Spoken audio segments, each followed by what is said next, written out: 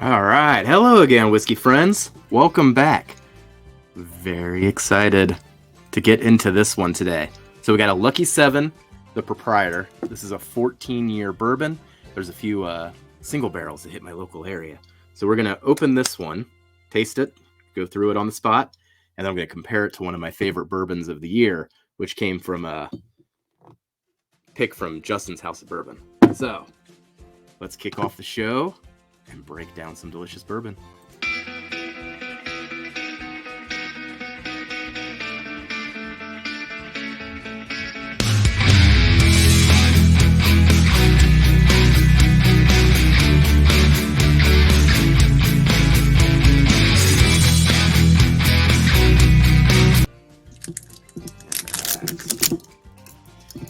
Fresh cork pop. Let's see how this one sounds. Ooh, that was a really good one. All right, I'm gonna pour this out, let it breathe for just a little bit. Usually I like this one to breathe a little more, but get a good pour of that to explore. Cheers, Trev. Go subscribe over at the Bourbon Wrench if you haven't already. Trev is awesome. Also a nerd. So for this one, Lucky 7. This is 14 year, essentially Barton. These barrels have been utterly amazing though. And big shout out to OH, great whiskey friend. He has given me so many of these Lucky 7s to try blind. They always win the blinds. And I've gotten to try, 3 or 4 barrels, all hitters, and got the Justin's House of Bourbon one, which is now one of my favorite whiskeys of the year. So was excited to get into this one. This one's coming from the Party Source that we're about to break down, which is in northern Kentucky. There was another pick that hit local, but it was like 109 proof, and I was very skeptical to pay the same price for something 130 proof versus 109. Maybe it was delicious, but the thing that I've kind of learned off of these, and I got another single barrel here, the higher the proof, the more rich the flavors have stood out.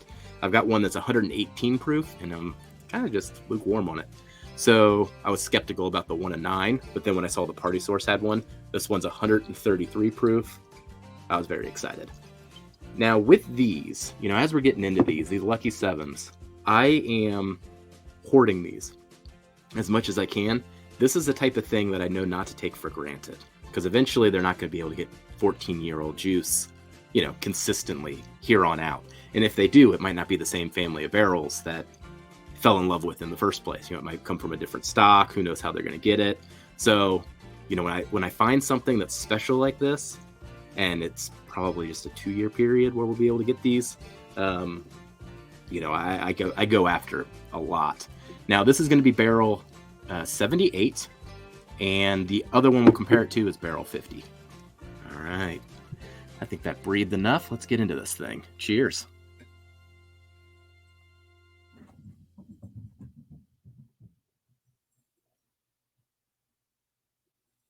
Okay, off the nose, what I expected.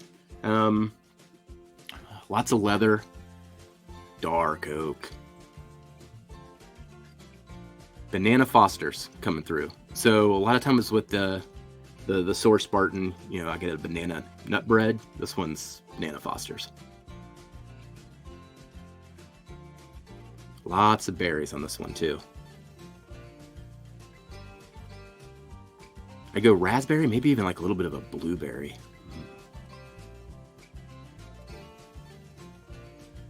All right, very rich. Starting to get chocolate too. Powdered sugar on there as well.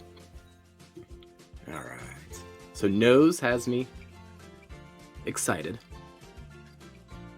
Off of memory, I think the Justin's nose might be a little better, but we'll see. All right, let's go in for a taste. Mm-hmm.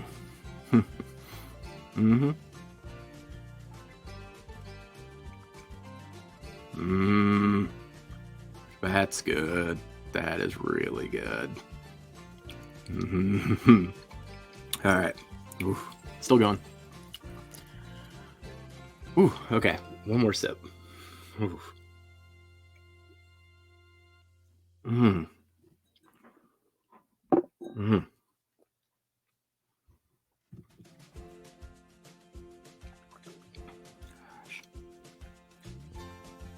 Man, that is a rich vanilla.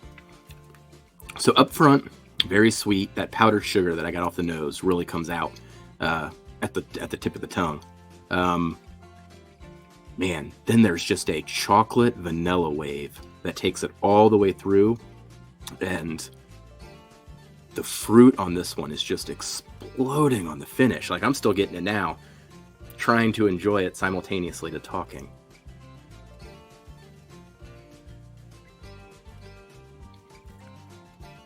Oh gosh, yeah. Oh, it's almost a Oreo cookie, the way the vanilla cream and the chocolate dance. The oak, it's there, but it doesn't feel like a heavy 14 years. It's very well balanced, very oily. Oh, and the finish, the fruits on the finish keep stopping me in my tracks every time I try to think about something else. I mean, still, it's still going. Still going. Like, it's even accelerating. This is a great finish. Okay, yes, good barrel. Mm. Okay. Banana's really coming through on that sip. Oh yeah, that banana Foster note. Oh, that's dominating now. Ooh, deep breath. That is good whiskey. Once again, these are just fantastic. Recommend. Now, I think the price on these is starting to creep up as the hype on these takes off. I think at one point they were maybe 130, 140. Now we're getting to 160, 170. So these are expensive bottles, but worth it. Completely worth it. There was one point where I know Cam and Jason were doing a blind, and they were equating it to King of Kentucky's. Now, I haven't gotten to own a King of Kentucky yet. I have gotten to try one over at Keeneland, but not for like a proper tasting. But man, that taste has lingered with me, and this does kind of hit that sweet spot. I mean, this is A+ stuff.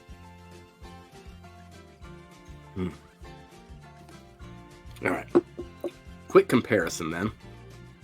You know, I wanted to see if these two barrels competed, but I don't even think it matters. This is just an A+ thing. If they're both A+, then ultimately I guess I'm the winner of the blind. So let's pour this one, go head to head, and see if there's any nuance or if it's kind of the same thing, but I'm still getting this finish. I'm gonna have to get some sip of water here before I compare these things, because that thing just doesn't stop. All right, another Glen. Cheers, Austin. Go subscribe to Bourbon Santa. Go check out Austin there. All right. That was probably too deep of a pour for what I'm doing, but just gonna have some fun. All right. So let's see the Justin's one. Let me get some water. The finish is still going. It just doesn't. It literally doesn't stop.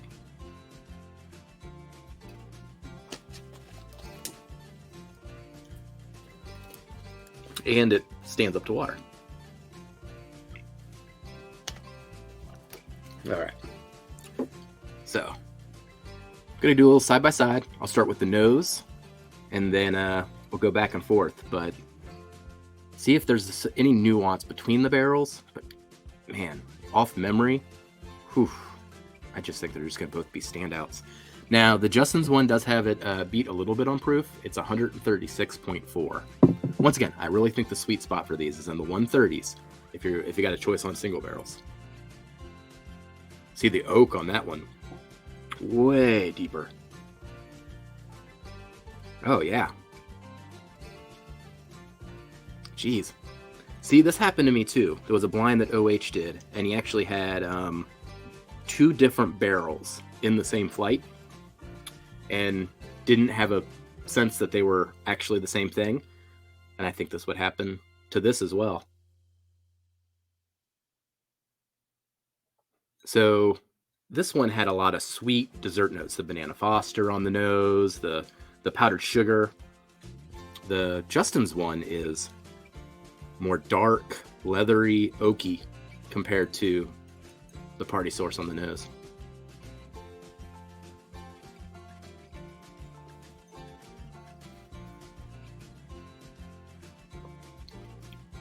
Oh, that's delicious too. Man, tell you what though, that Party Source one, that's kicking.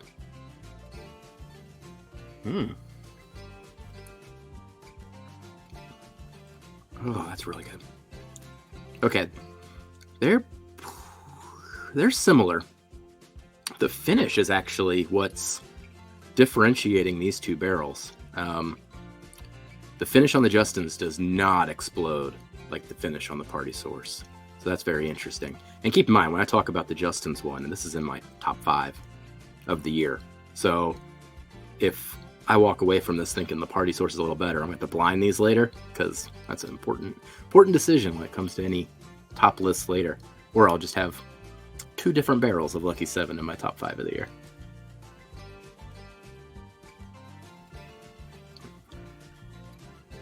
Yeah, this one's more banana nut bread, or that one's Banana Foster. The finish on this one is more the oak chocolate driven compared to just the fruit bomb explosion that continually escalates on the Party Source one. All right, let's see Party Source one more time.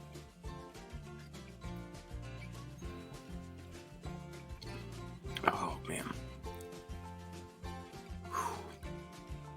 Gosh, those are good. All right. Both are amazing. You know, one of the experiments I was kind of doing as I went into this was, as I was kind of saying off the top, like how long can they keep the stock of barrels going when they're talking about a 14-year product? And, you know, I've got barrel 44, 50, 78 in front of me. At some point, they have to go and buy new barrels, I'd imagine. And does the next family of barrels taste as good as the prior? So as the barrel numbers go up, you know, I kind of get skeptical if we're buying the same thing or if the ghost of the label, you know, you're always chasing ghosts, I feel like, in this game. The ghost of the label, you know, kind of lives on, and the label lives on, Proprietor 14 lives on, but it's never the same as, like, the original barrels that got everybody hyped up.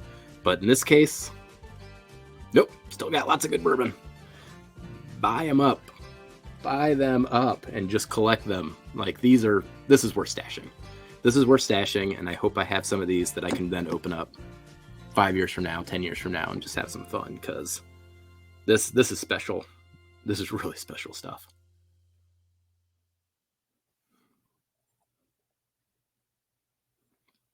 Oh, all right. I'm going to do a little 50-50 blend.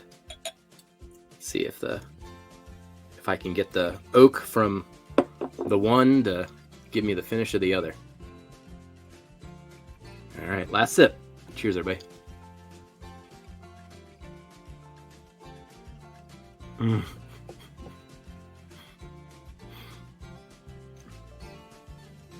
Oh, this worked extremely well. Oh, it's so good.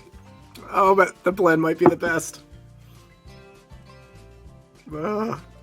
All right, so if this brand isn't on your radar, you can see my enjoyment. I'd put it on your radar, and if you see this at your local and they have a pick of it, like, consider yourself lucky. Consider yourself lucky and go buy it. This is a special whiskey, worth the price. Highly recommend. Thanks for joining, whiskey friends. I'll see you later. Bye, everybody.